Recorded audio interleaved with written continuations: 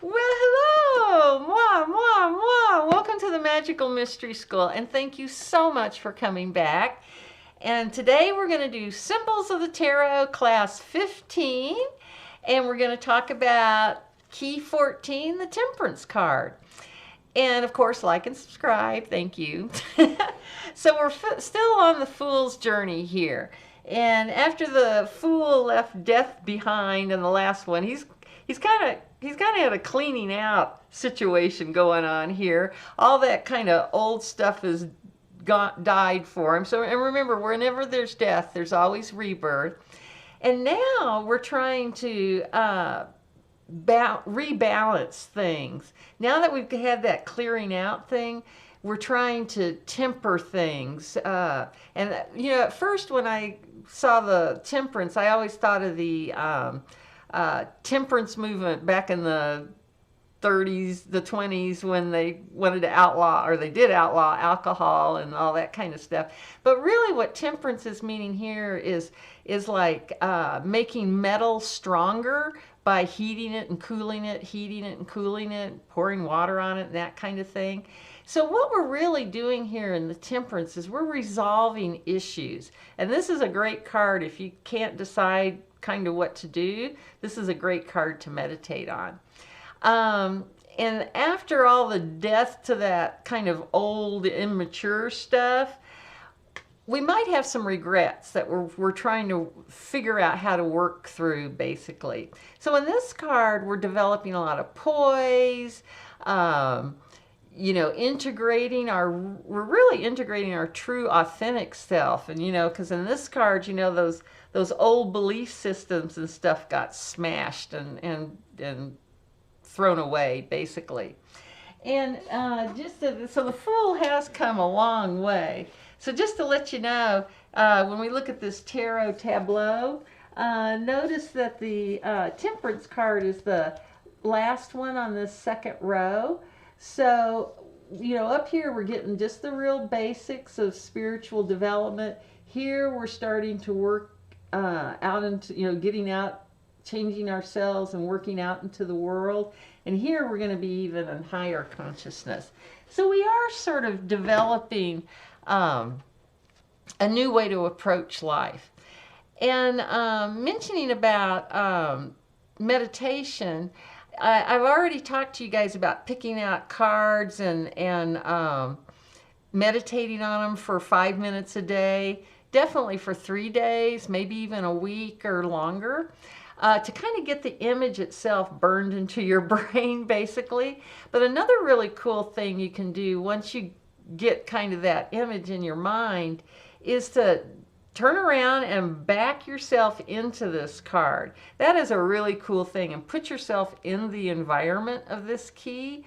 So actually, you know, feel the water on your feet, feel the earth under the other foot, that stone. Feel those cups in your hand and pouring them back and forth. Because this is also kind of noting that as above, so below. Sorry, I get all backwards on these things. And so if this is the Archangel Michael, if he was in motion, he would be going back and forth, trial and error. Okay. So I think that's a good introduction. So I'm going to put you on pause, and then we'll look at the cards in more detail. Okay, here we go. So here's our Rider-Waite-Smith deck, our BOTA deck. And then I've got the Tree of Life here because we're going to be looking at some details on that one too here in a minute.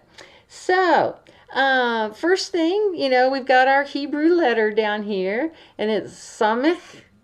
I didn't get that sound out quite so good in the throat, but and again, I sometimes I feel like I barely speak English, much less another language. So bear with me, please, and I do apologize.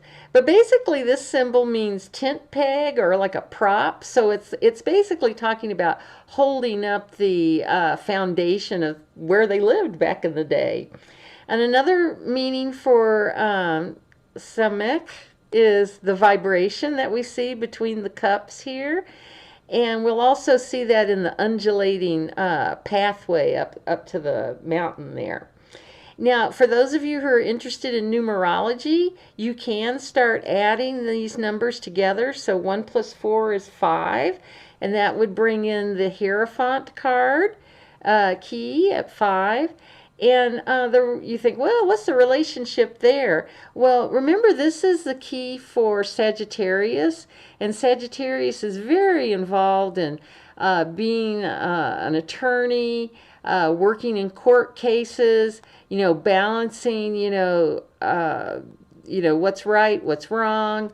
It doesn't matter what the client did. You're going to defend them to the best possible and figuring out a way to do that. Whereas the Hierophant is more like the judge, right? The institutional practice and kind of making judgment on these two factors down here arguing. So do feel free to start using your numerology, of course. And let's see, and we've also have blue that's for Sag as well as for key 14. And the note G sharp or A flat would be the note if you wanted to intone a note during your meditations. So really what's going on here is we're really testing any kind of ideas here. Oh, and that's me. who's watching over, right? Oh, and we also see a rainbow here. And remember, Sag has a bow and arrow. And I thought it was interesting. I wanted to point out the Greek goddess Iris. Oh, and I forgot to point out to you guys, I had iris from my own garden in the introduction segment. But the goddess Iris is also the goddess of rainbows, because wherever she went, she would leave a rainbow in her wake. Now, what's also interesting about her is she's kind of like the female counterpart to Mercury or Hermes. So remember, and he was the god that could go from above through the 3-dimension up to Mount Olympus, then down into the 3-dimensional plane, and then also down below it all into the Hades area. Well, the goddess Iris could do that also. Whereas Hermes, this kind of the matriarchal situation.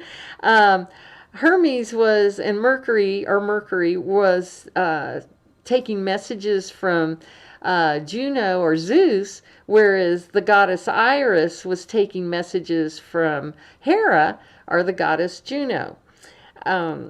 Let's see, what else have we got here? Okay, so when we look down, we see the sun on his head, and again there's that radiant light getting all this wonderful inspiration, and that's the symbol for the sun. And then he's got his foot in the pool of water down here, in the what we would call that subconscious cosmic stuff that we try to program when we manifest. And when we look over here at the tree of life, now it may be hard to see, but you can see hopefully that is the key 14. That's the pathway between the sphere of beauty and the sphere of foundation. And that's the beauty sphere. Tippereth is the sun, so that's why the sun is up on his head. And then the foundation is ruled by the moon, Yesod, and that's why he's got his foot in the water there. So showing that pathway. And if we also look, again, the path is kind of undulating throughout here. And I also want to mention, we'll see more of this pathway in cards. I always think of the Yellow Brick Road, and the author Frank Braun that wrote The Wizard of Oz was quite the spiritualist. There were rumors he was a member of the Theophilus Society. See there again, I can't even speak English. That was a great spiritualism group at the end of the 1800s, beginning the 1900s.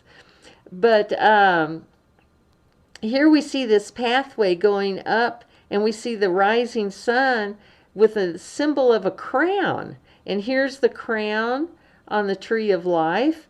So, and the two peaks on either side are representing wisdom and understanding, Bina and Chokmah, and crown is Kether. And so we're going through that if we follow this pathway, or maybe we've come down from that pathway, huh? Saint Michael or Archangel Michael has. And I always think the hermit is standing up on those peaks there. Okay, what else have we got here? Saint Michael also rules the direction south, as well as this sun and red wings, the fire. Sagittarius is mutable fire. We see the triangle on his chest, and that's the symbol for fire. And we can also see Yod-He Wah-He written, if we look really carefully. You may have to pull up your own deck.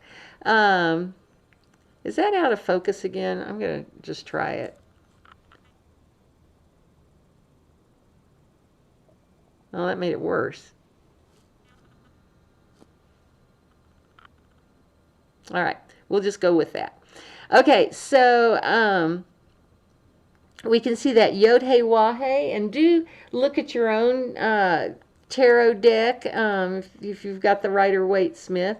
Now, I didn't mention this because it's not in the Rider-Waite-Smith deck, but it is in the BOTA deck.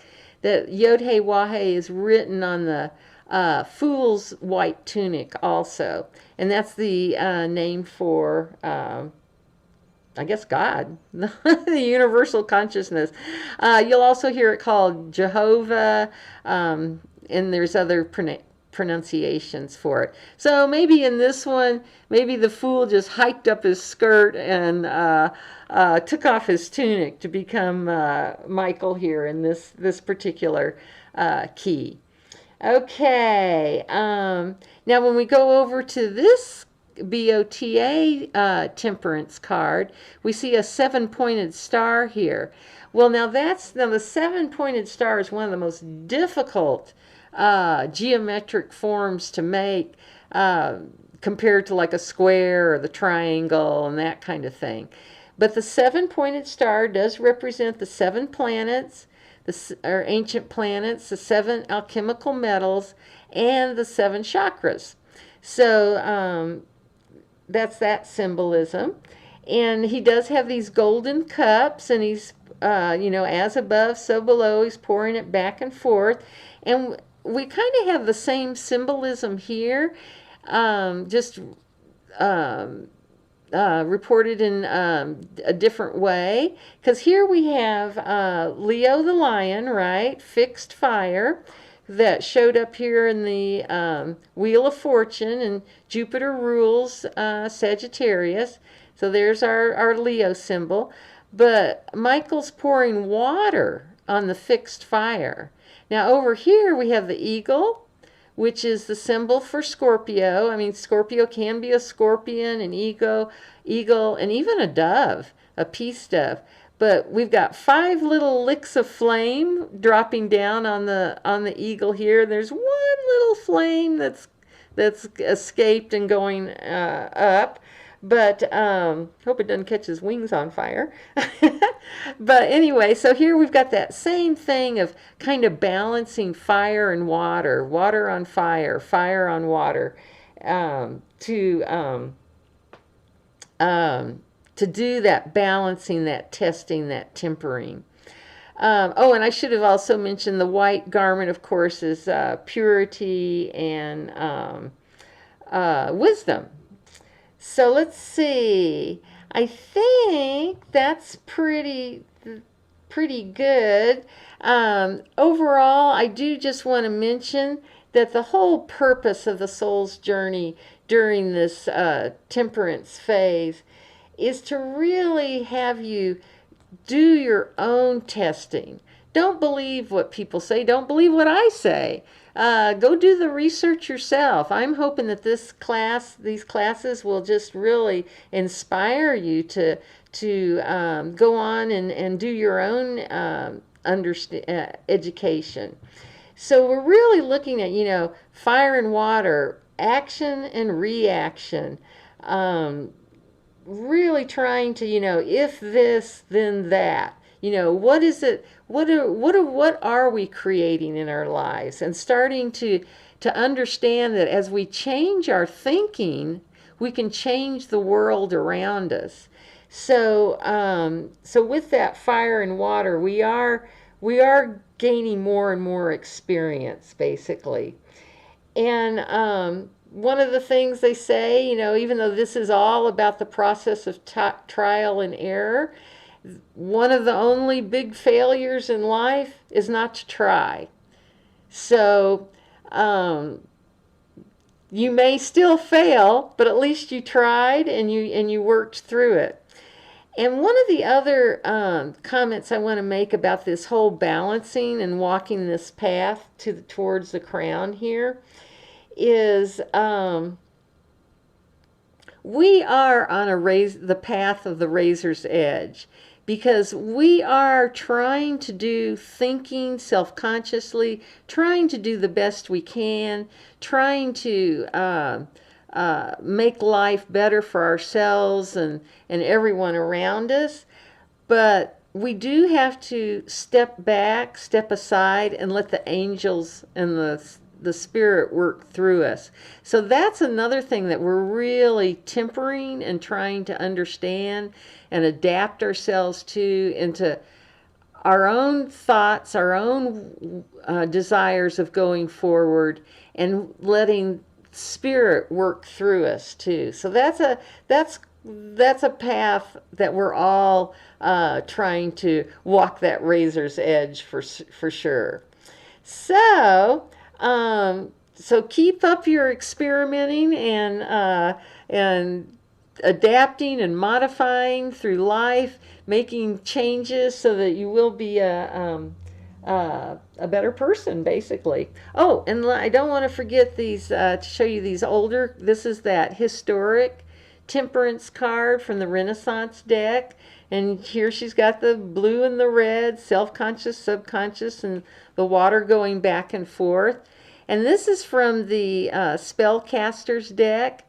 And I thought this was cool because, you know, when you first glance at this, you think, oh, well, this is Mercury. You know, that's his signature hat and signature wings on his sandals. But when you look closely, she does have some female attributes. So this is the goddess Iris here, with one toe in the water, one foot in the land, and going back and forth.